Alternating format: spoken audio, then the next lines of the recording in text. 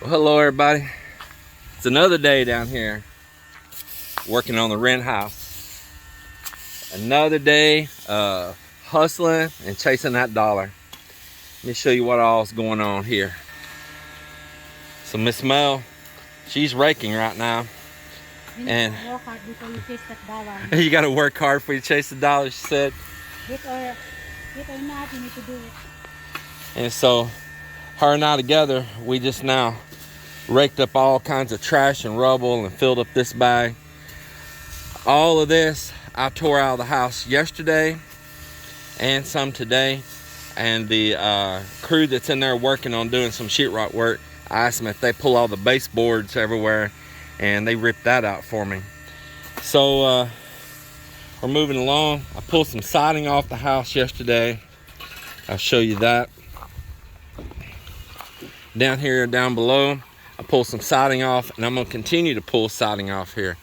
All the siding's in good shape all up above until it gets anywhere where rain splatters and gets underneath the bottom edge. That's what gets these sidings. So here where the rain splattered on the steps, it gets the bottom edge of the siding. And same thing up here. This is what's happened to the porch. It should have had a gutter along that edge. So I'm gonna be removing these steps. They're probably still in good shape. The wood feels very good on them still, but I'm going to detach them. I'll probably suspend them from that tree limb up there with some heavy straps that I have wrap around them and up around that tree limb and hold them up and suspend them, not to walk on, but just to hold them up out of the way while we do some work.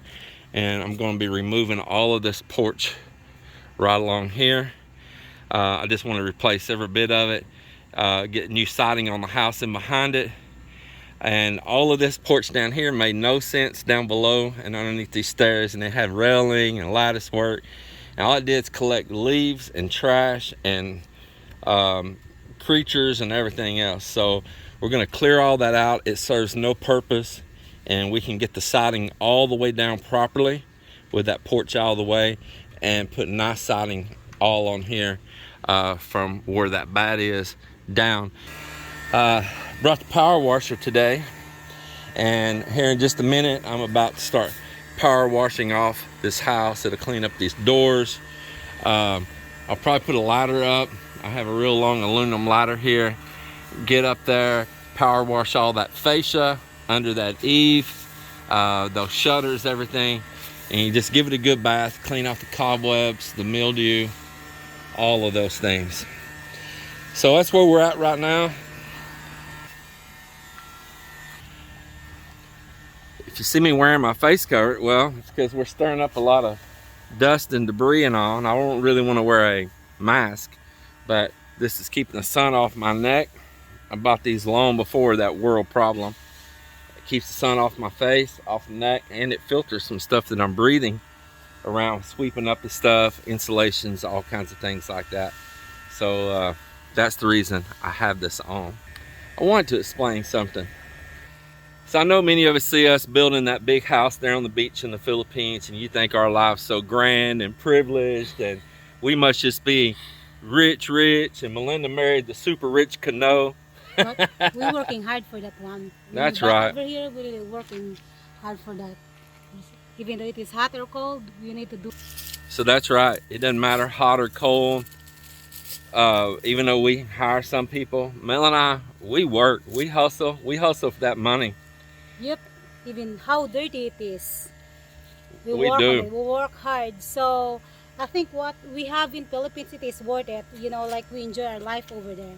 Yeah, it is rewards from our labors, and we put a lot of time in hustling in the heat and the dirt. Yes. Between all the farm work we were doing, now that I sold out all the cattle and leased out my land, but all the farm work, the hay, the work in the cows, that was some hard and dirty work. Yes. I mean, y'all only seen tidbits on camera, on video, but you didn't see the whole entire day and all the trials and tribulations and cussing and yelling and chasing down a cow that went rogue. And Yes, but even right now, you know, there's a people working here, but me and James is still working. that's a good point. We don't need to work it, but it is our Our choice. We could hire it all out 100%, But what are we gonna do? Sit in air conditioning, watch TV, go eat at fancy restaurants while other people are working? Some people are scared to. It's not our lifestyle. Some people are scared to hot, especially like this, 100 degree or over that. Us, don't matter. We're here sweating and working. That's right. If Mel and I, we are actually a pair. I tell you, we have the same mindset. If we're not doing something productive and we're only sitting watching TV, especially if it's daytime, we feel worthless. We feel kind of guilty inside, don't we? Plus, you can't accomplish things if you're just only staring at the TV always and sitting.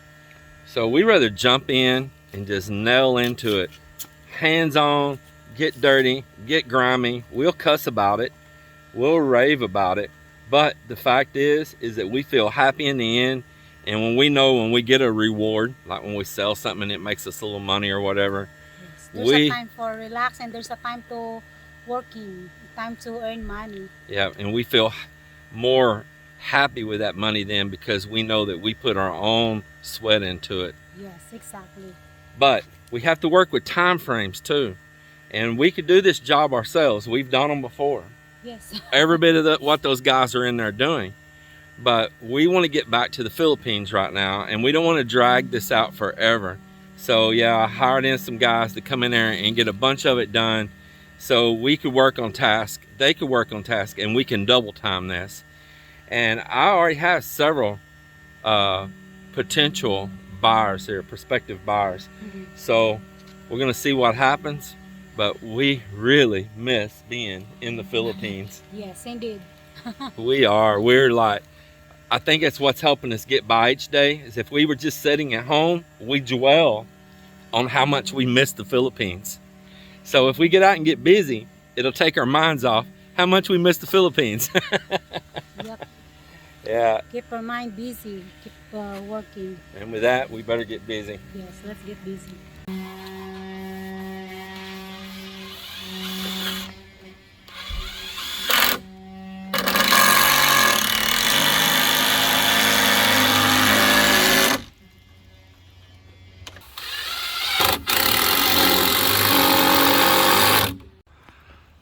So it was definitely way down. I bet I picked it up 3.5 inches right there to where by eyeball it looks level. In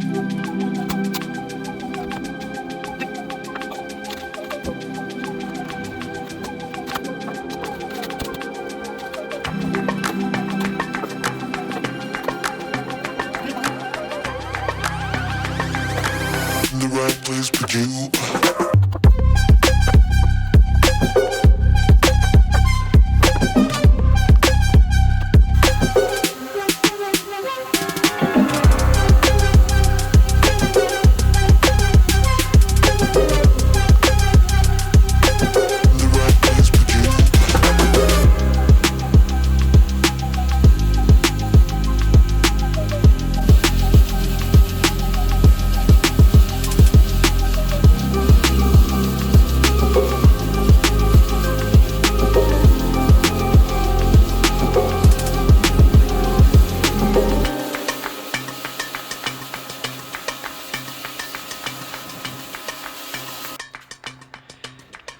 Well, here's the ceiling after all that popcorn acoustic stuff was scraped off of it. You can see it all laying here everywhere.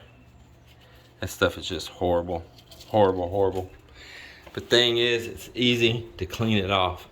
And it looks like you just put a brand new ceiling up because all the texture or the mud, all the joints and everything where it's been tape embedded, all usually stay in really good condition. So he's got all that done. And they're working on it up in here and some other places as well. Over in the dining area right now and over into the living room. And you can see, I mean, when you spray it and then you scrape it, it just releases right off of there.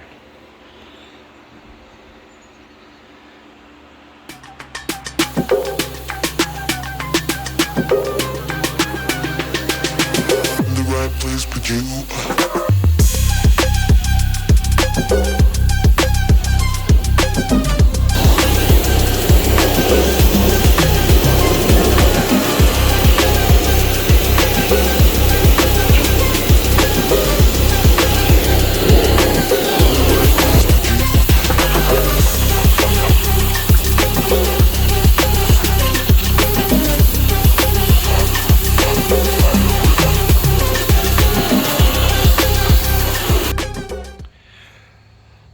Well, we've got some other errands we got to do, and we've been working here for several hours. The house, I've been power washing it off. Look at that, starting to shine. It's looking good. The doors, the driveway, I've cleaned a lot of that funk it builds up from the leaves and stuff, and it stains it, and that like mildew and algae and all. And it's still got some, you can see, still working it down. The steps here, I blew them all off. I'm gonna be removing these steps, supporting them and sliding them over out of the way so we can get to this wall, rip off all this bad siding. And we're lucky it's only the siding. The tar paper or felt paper, as you want to call it, that's a barrier in behind this is still in good condition.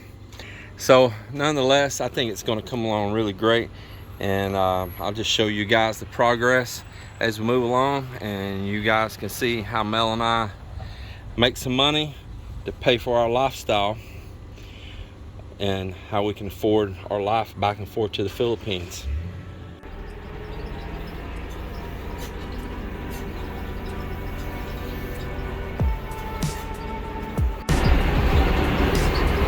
Well, one little bit of hay that I did roll before I decided to sell out, I sold it. The gentleman's here, I'm loading him out right now.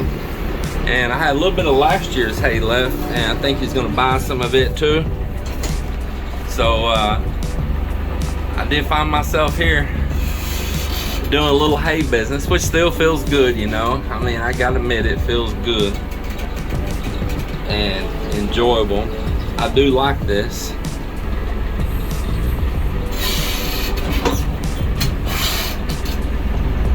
Push the bird tight.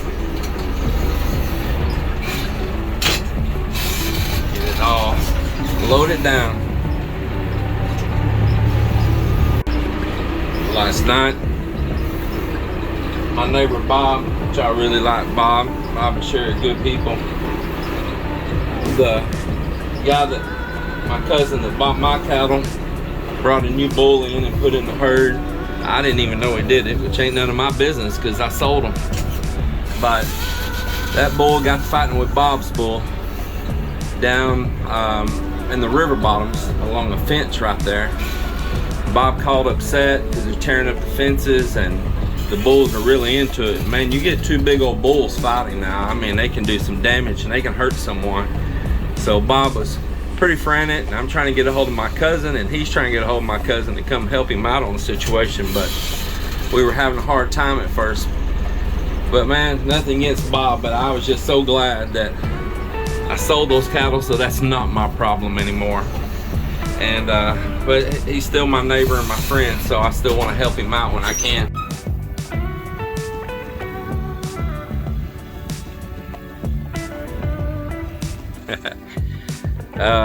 It's so weird, you know, because I'm so used to dealing with all this farm stuff, and you can see that last little bit of hay right there that I roll. Well, he said we've got to make one more trip. There's another load after this one.